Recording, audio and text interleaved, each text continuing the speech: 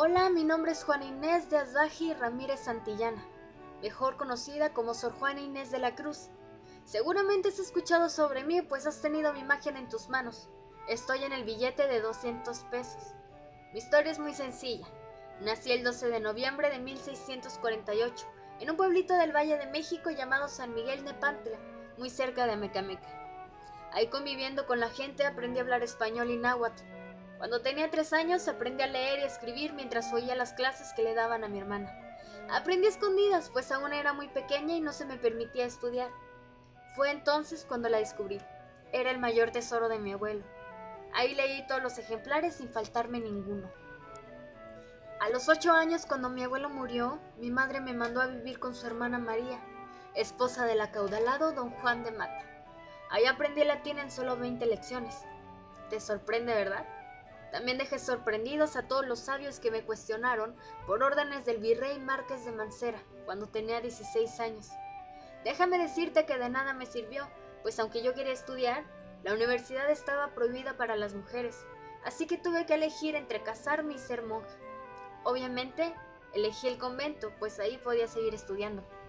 Primero entré en las Carmelitas Descalzas, pero eran muy estrictas y no me permitían cultivarme. Entonces opté por la Orden de las Jerónimas, con quienes obtuve mayor libertad y con quienes logré profesar el 24 de febrero de 1669 a los 21 años de edad. Ahí me dediqué a escribir versos sacros y profanos, villancicos, autos sacramentales y comedias, muchos de los cuales eran por encargo. Eso provocó que mi confesor Antonio Núñez de Miranda me recriminara constantemente, así que decidí buscar otro sacerdote a quien confiarle mis pecados, gracias al apoyo del virrey Márquez de la Laguna. Recuerdo muy bien los regaños que recibí por escribir una crítica a un sermón de don Antonio Vieira, un jesuita respetado. Lo titulé Carta Tenagórica de la Madre Juana Inés de la Cruz, religiosa profesa de velo y coro en el muy religioso convento de San Jerónimo. ¿Te parece largo? Así eran los títulos de los libros en esa época. Pues bien, me volvieron a llamar la atención. Esta vez fue el obispo de Puebla, Manuel Fernández de Santa Cruz, quien bajo el nombre de Sor Filotea de la Cruz recriminó mi trabajo y pidió que me dedicara a escribir solo de religión. Como buena rebelde me rebelé y en una carta que titulé Respuesta a Sor Filotea de la Cruz le expuse mi amor al estudio, a los libros y le conté cómo desde pequeña me interesé en prepararme. Por cierto, te invito a que leas por lo menos un fragmento de mi carta. La poesía de Sor Juana, más que representar un recopilado sin sentido, es una enciclopedia de entendimiento amoroso, social y religioso. Poemas de estilo filosófico, íntimos y teatrales. Sor Juana fue de las mejores dentro de un grupo de ilustrados, no muy numeroso, alrededor de 12 o 20 personas. No es como hoy, que existe una carrera especializada en teatro, en literatura, en filosofía y letras, etc. A Sor Juana le tocó reunir en sus sonetos toda esa parte de la sociedad. La obra de Sor Juana, más que ser triste o trágica, está escrita de tal manera que en España ya no se hacía, al estilo de Góngora o Quevedo. Ella no había buscado el heroísmo o la tragedia, sino la felicidad. Antes de su crisis, fue la cantora de la alegría de su sociedad. El obispo de Puebla, Manuel Fernández, hace pública la disertación de Sor Juana por el sermón de Vieira. La antecedió de una pequeña carta en la que se le permitía regañar a Sor Juana como una mujer embarnecida del mundo, la cultura y poco alejada de la piedad y la religión. En torno al escándalo de esta carta se produjeron en los conventos, en los locutorios, en la corte, en la iglesia, en las casas, a veces de viva voz, infinidad de injurias contra Sor Juana, de modo que ella se vio obligada a escribir una apología de su vida. Trabajó ideales frente a todos los infamias y calumnias de sus enemigos. De ahí tenemos una de las grandes autobiografías con que cuenta la literatura mexicana, la respuesta a Sor Filotea de la Cruz. En esta respuesta, Sor Juana defiende fundamentalmente el derecho de la mujer al conocimiento y al respeto intelectual y cultural.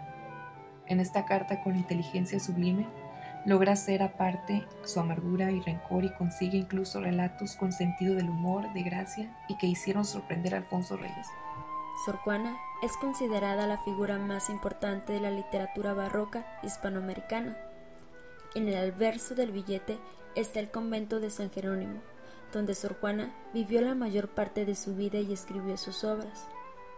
El convento se ubica en el centro de la Ciudad de México.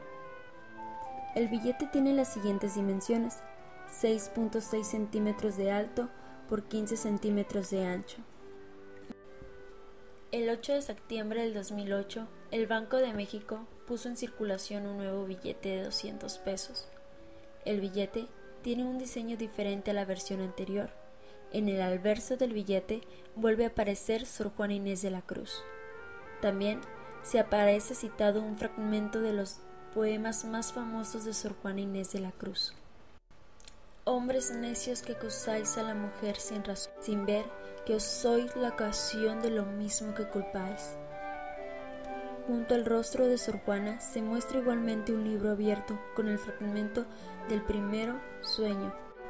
En la hoja derecha continúa el poema.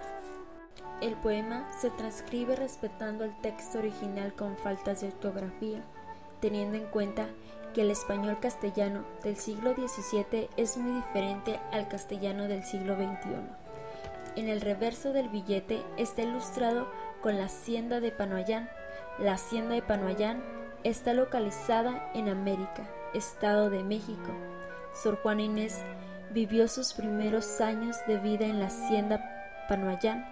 Actualmente, la hacienda de Panoayán hoy es un museo, un hotel y salones para fiestas. La hacienda Panoayán está al pie de los volcanes Popocatépetl, que también pueden apreciarse al reverso del billete. Dimensiones: 6.6 centímetros de alto por 14.1 centímetros de ancho. Sor Juana Inés de la Cruz es en muchos sentidos civilizadora de la cultura mexicana. Hizo hombres y mujeres libres e inteligentes, una vida social tolerante y digna.